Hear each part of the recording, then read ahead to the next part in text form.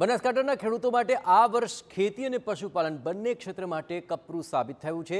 ઉનાળાના કૃષિ પાક પર વરસાદે પાણી ફેરવ્યું અને ત્યારબાદ ચોમાસું વાવેતર પણ ભારે વરસાદમાં બગડી ગયું તો પાક નિષ્ફળ રહેતા પશુઓ માટેનો ઘાસચારો પણ કોહવાઈ ગયો। હાલ પરિસ્થિતિ એવી છે કે ખેડૂતો પશુઓ માટે ઘાસચારો મોંઘા ભાવે બહારથી ખરીદવા માટે મજબૂર બન્યા છે।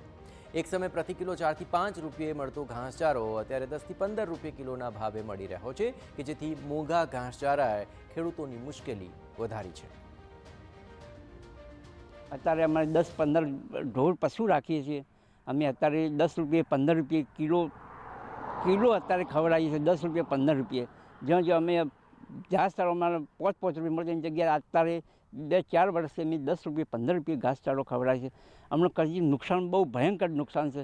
અમને સરકાર જો અમને રાહત કરે। હાલ વેપારીઓ ઘાસચારો ગુજરાતના અન્ય ભાગો અને બહારના રાજ્યોમાંથી લાવી રહ્યા છે। રાજસ્થાન, મધ્યપ્રદેશ, પંજાબ અને હરિયાણા જેવા રાજ્યોમાંથી ઘાસચારો આવતો હોવાથી ટ્રાન્સપોર્ટ અને મજૂરીનો ખર્ચ વધી ગયો છે। તેથી ઘાસચારાના ભાવમાં વધારો થયો હોવાનું વેપારીઓ જણાવી રહ્યા છે। ઉપરાંત ઘાસચારાની માંગ વધવાથી સપ્લાય પણ ઓછો છે, તેની અસર પણ ભાવ પર વર્તાઈ રહી છે। ચણાનું ખાર્યું અમે લોકો હોલસેલના ભાવે લેતા હોઈએ છીએ, રિટેલના ભાવમાં વેચતા હોઈએ છીએ। બરાબર, કોઈ અંદાજિત ભાવ નક્કી નહીં હોતો કે આ જ ભાવ રહે।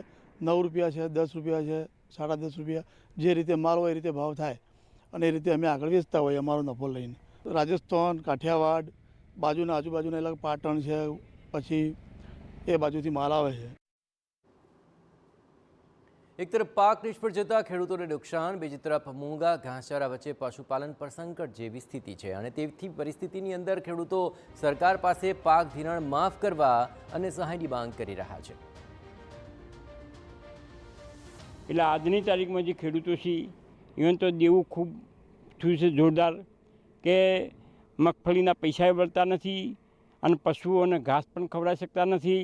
એટલે અમારી તો આ સરકારને એવી નમ્ર વિનંતી છે, એવી આજીજી છે કે હર કોઈ ખેડૂતના 3 લાખ સુધીનું પાક ધિરાણ જો માફ કરવામાં આવે હર કોઈ ખેડૂતનું ગુજરાતમાં, તો એ બચી શકે એમ છે।